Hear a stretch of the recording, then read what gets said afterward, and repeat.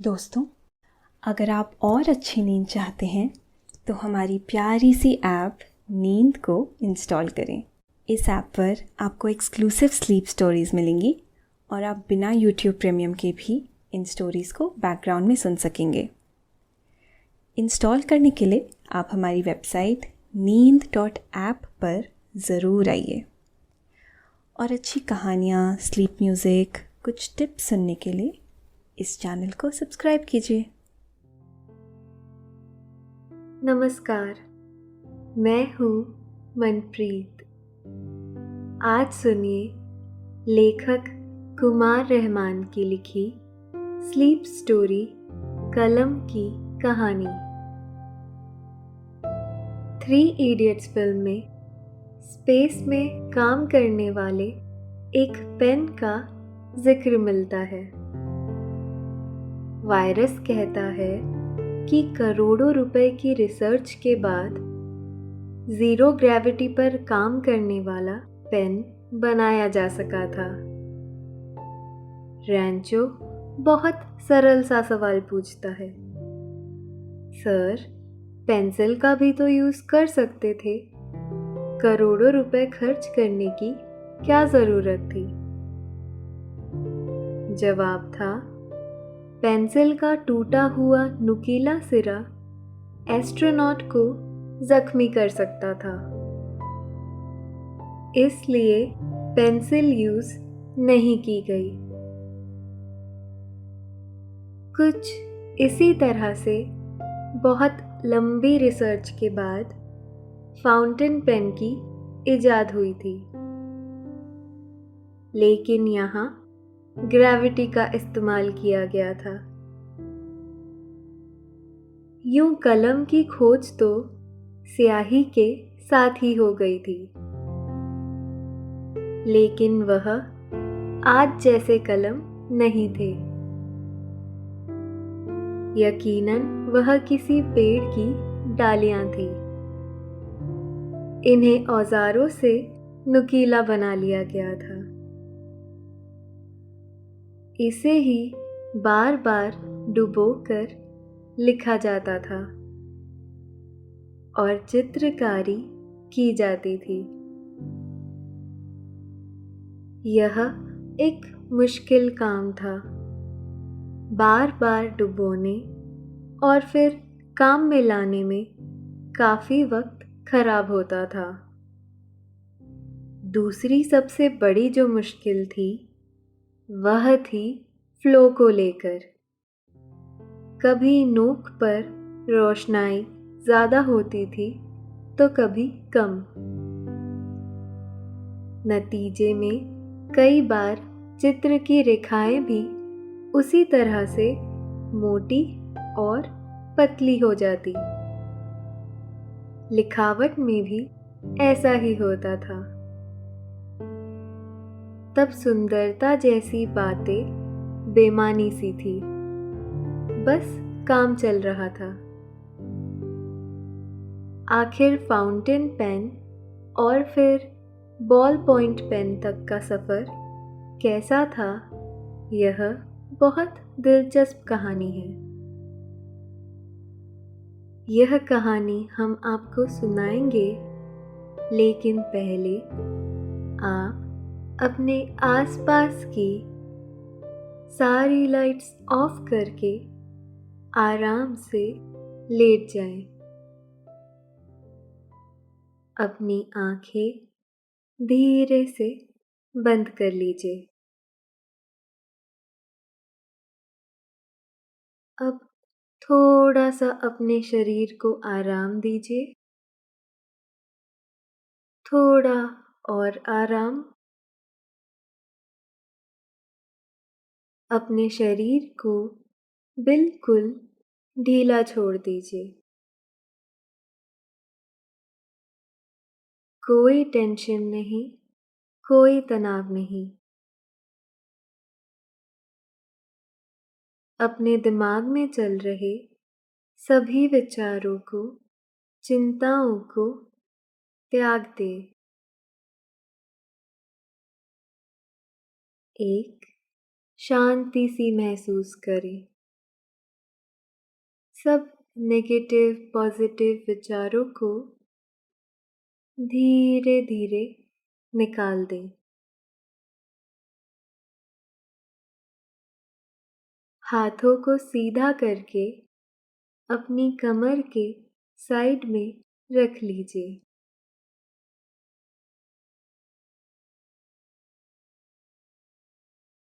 अपनी सांस पर ध्यान लगाएं। इसको धीमे या तेज नहीं करना है, बस ध्यान देना है कि कैसे वो आपके नाक, गले में होते हुए फेफड़ों में आ रही है और आपके फेफड़े फूल रहे हैं।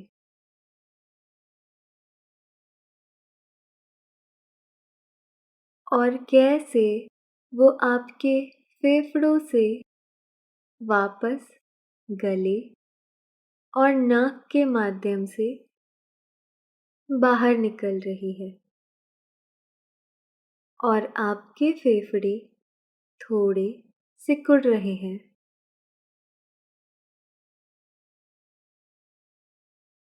मन शांत, एकदम शांत होता जा रहा है। आप अच्छा महसूस कर रहे हैं। खुद को काफी हल्का फील कर रहे हैं। सब तरफ शांति है, सुकून है, खामोशी है।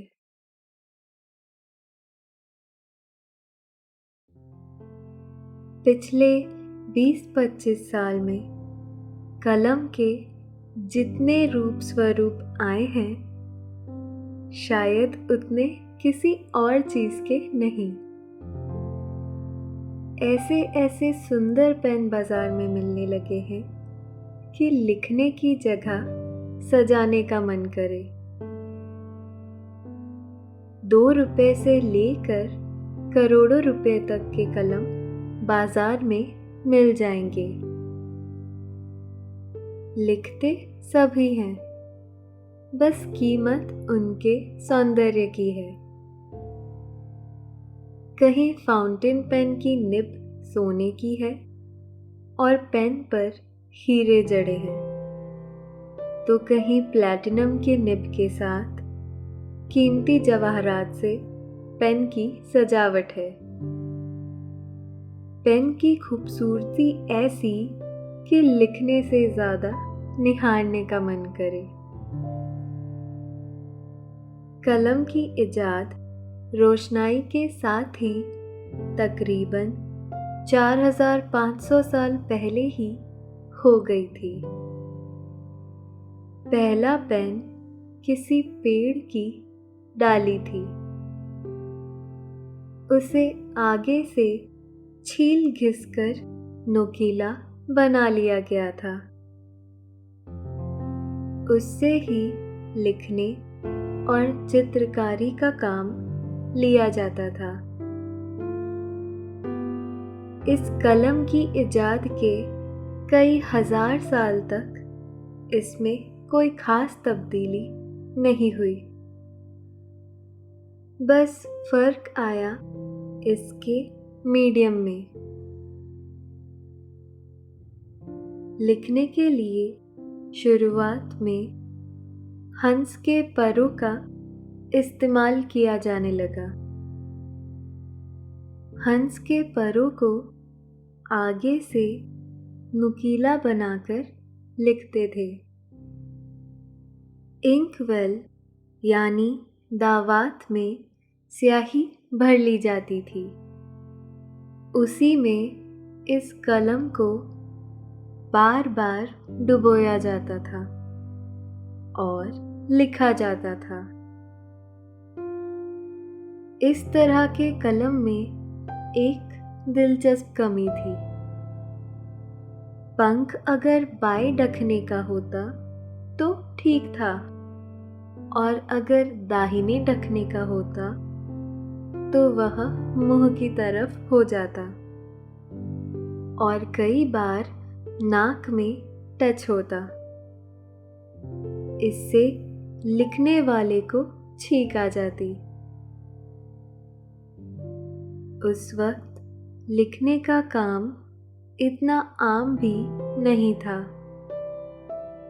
कम ही लोग पढ़े लिखे थे, इसलिए हंस के पर आसानी से मिल जाया करते थे।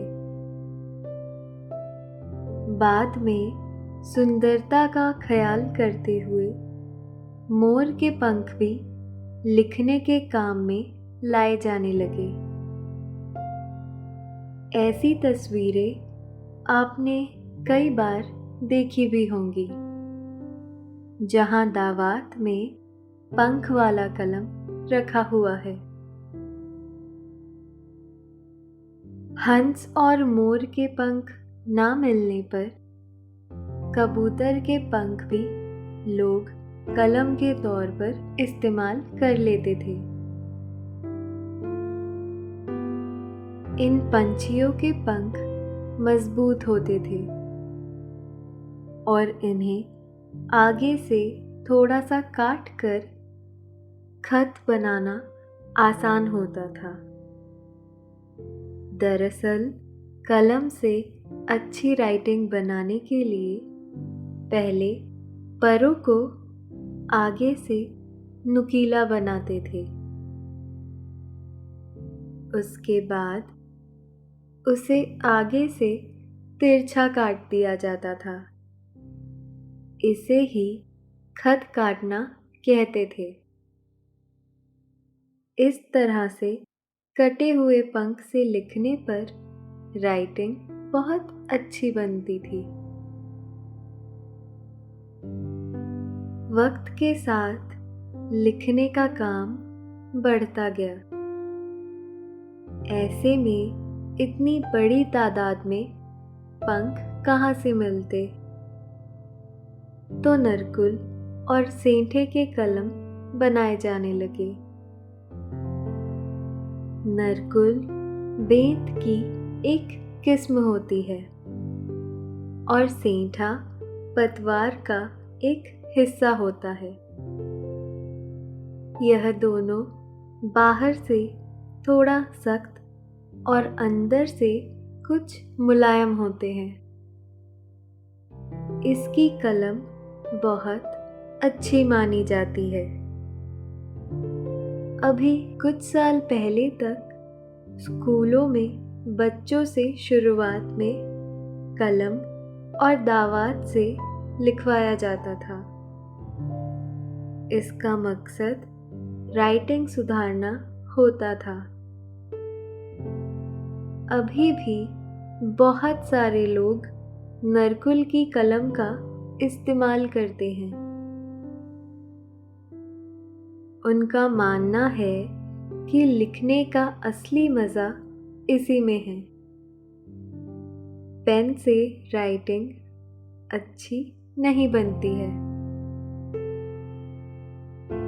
इस तरह के कलम में सबसे बड़ी परेशानी यह थी कि कई बार स्याही ज़्यादा होने पर लिखते वक्त कागज़ खराब हो जाता था। बार बार दावत में डुबो कर लिखने से समय भी खराब होता था और लिखने में 2-3 गुना ज़्यादा समय लगता था। दूसरी अड़चन यह भी थी कि दावत को हमेशा साथ रखना होता था। कई बार दावत रिसने लगती तो कपड़े और बैग खराब होते। इस परेशानी से निपटने के लिए एक ऐसे कलम की ज़रूरत थी जिसमें रोशनाई भरी जा सके और उसे कहीं भी ले जाया जा सके। कुछ ऐसे स्केच देखने को मिलते हैं जिसमें कुछ लोग एक ऑफिस में बैठे काम कर रहे हैं और उनके पीछे ऊंचाई पर एक छोटी सी टंकी रखी हुई है। टंकी में से पतले पतले से पाइप कलम के पिछले सिरे से जुड़े हुए हैं और लोग उससे लिखने का काम कर रहे हैं। यह स्केच बताती है कि लिखने के लिए ग्रेविटी फोर्स के इस्तेमाल की समझ फाउंटेन पेन के आविष्कार के लिए सबसे अहम साबित हुई।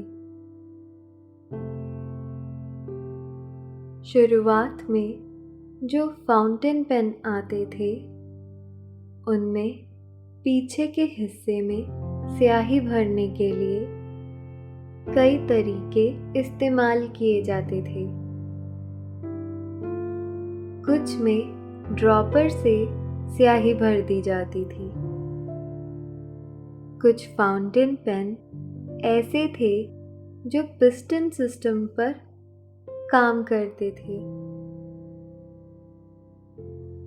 20वीं सदी की शुरुआत में सेल्फ फिलिंग फाउंटेन पेन का आविष्कार हुआ।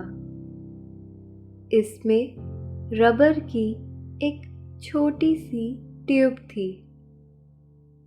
इसमें एक बटन लगा हुआ था। पेन की निब को स्याही में डुबो दिया जाता था और फिर बटन को दबाकर उसमें स्याही भर ली जाती थी। पायलट जैसे पेन भी डिज़ाइन किए गए जिसमें स्याही भरा एक कैप्सूल होता है जो धीरे धीरे आगे रोशनाई भेजता है। स्केच पेन अभी भी इसी सिस्टम पर काम करते हैं।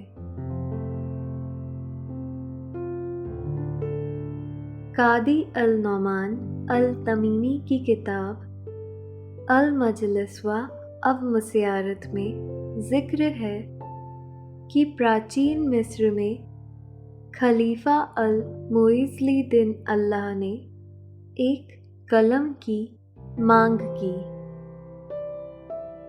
इस कलम में स्याही भरी हुई थी। यह कलम कपड़े या कागज पर दाग नहीं लगाती थी। इसे उल्टा करके रखा भी जा सकता था।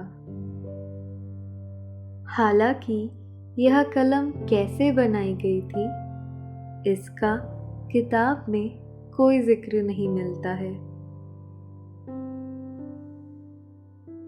रिसर्चर का कहना है कि इटली के महान कलाकार और आविष्कारक लियोनार्डो दा विंची ने फाउंटेन पेन को बनाया था और वह इसका इस्तेमाल भी करते थे। यह वही लियोनार्डो दा विंची हैं जिन्होंने मशहूर पेंटिंग मोनालिसा बनाई थी।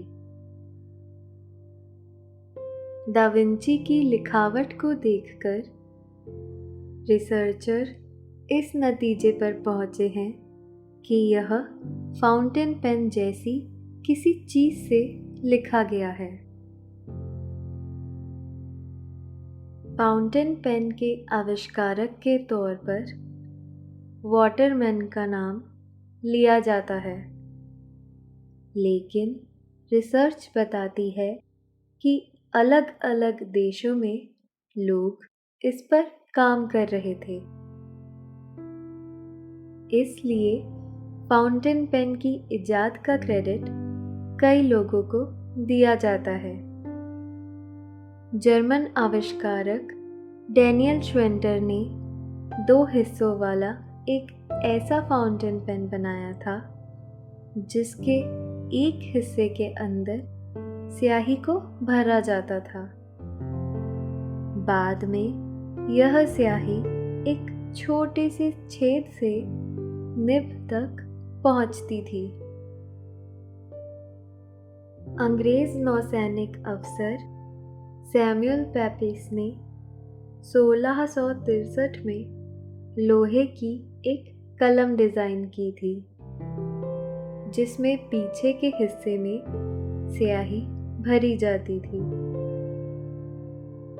17वीं सदी में जर्मनी के इन्वेंटर डैनियल श्वेंटर ने भी एक फाउंटेन पेन डिज़ाइन किया था। पहला पेटेंट रोम के पेट्राके पोएनारो के नाम है। उन्होंने फ्रेंच सरकार से पहले फाउंटेन पेन का पेटेंट 1827 को हासिल किया था। 18वीं सदी की शुरुआत में ऐसे कई फाउंटेन पेन का जिक्र मिलता है जिनका इस्तेमाल लोग किया करते थे। फाउंटेन पेन के लिए पहला अंग्रेजी पेटेंट मई 1809 में फ्रेडरिक फॉल्च को जारी किया गया था। जॉन जेकब पार्कर ने एक बेहतरीन फाउंटेन पेन का डिज़ाइन पेश किया था। 1832 में उन्होंने इसका पेटेंट कराया था। 1908 में वाटरमैन ने अपने खुद के डिज़ाइन किए फाउंटेन पेन को मार्केट में उतारा।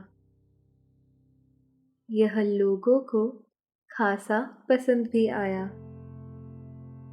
इसने लिखने के अनुभव को काफ़ी बेहतर बना दिया था।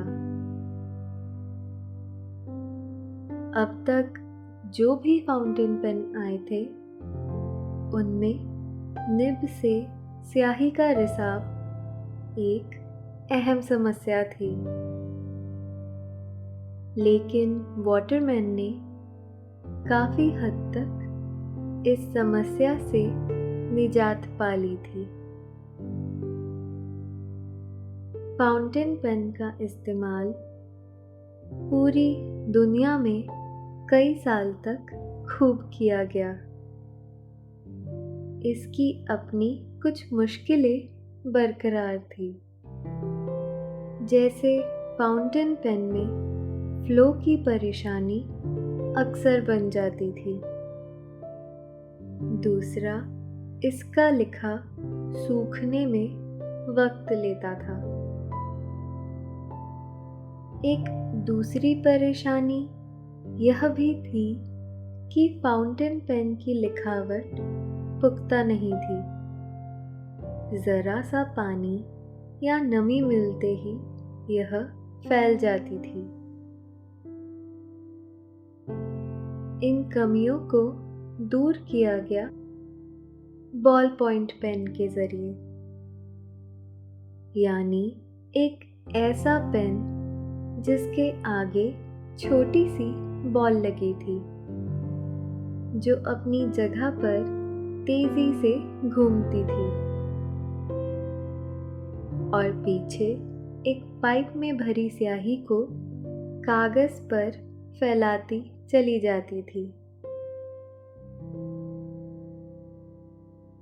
बॉल पेन के आविष्कार की कहानी दिलचस्प है। अमेरिका में एक वकील थे। उनका नाम था जॉन जेकब लाउड। उनका लेदर का भी काम था। जेकब लेदर के टुकड़ों को काटते वक्त उन पर निशान लगाया करते थे ताकि उसे सही जगह से काटा जा सके। यह निशान या तो वह पेंसिल से लगाते थे या फिर फाउंटेन पेन का इस्तेमाल करते थे, लेकिन यह लेदर पर सही तरीके से चलते नहीं थे और पेंसिल का निशान तो नजर भी नहीं आता था।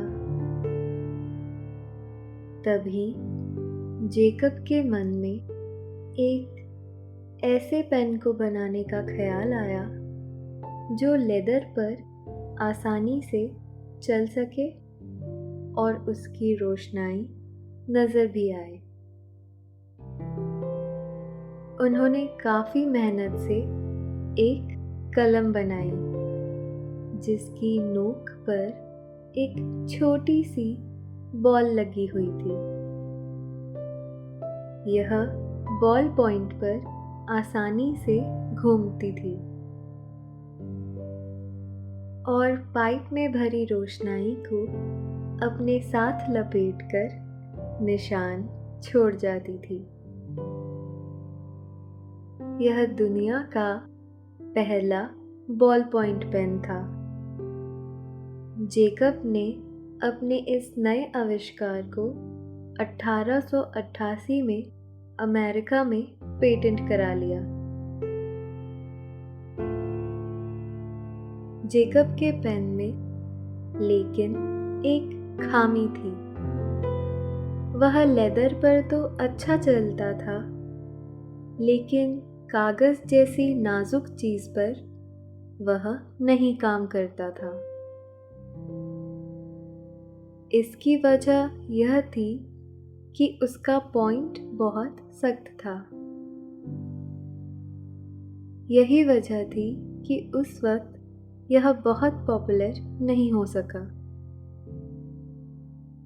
बाद में 1938 में अर्जेंटीना के लादिस्लाव होसे बिरो ने इसमें सुधार किया।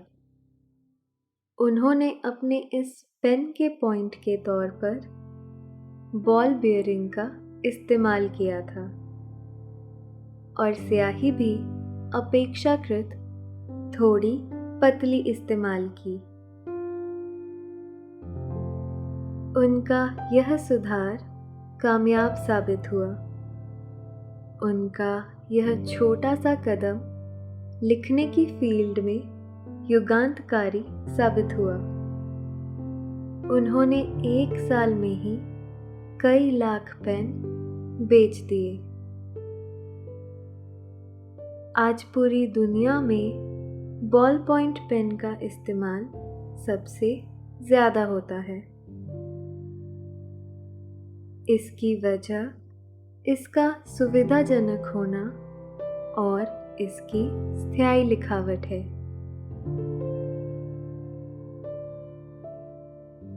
फाउंटेन पेन और बॉल पॉइंट पेन ने दुनिया को बदल दिया। अब आपका भी नींद की वादियों में उतरने का समय हो गया है।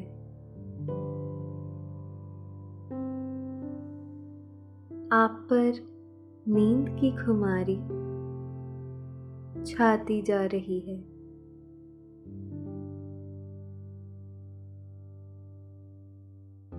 आपकी आंखें बंद होती जा रही हैं।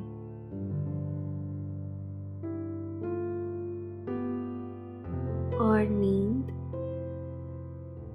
धीरे धीरे आपको अपनी आगोश में लेती जा रही है।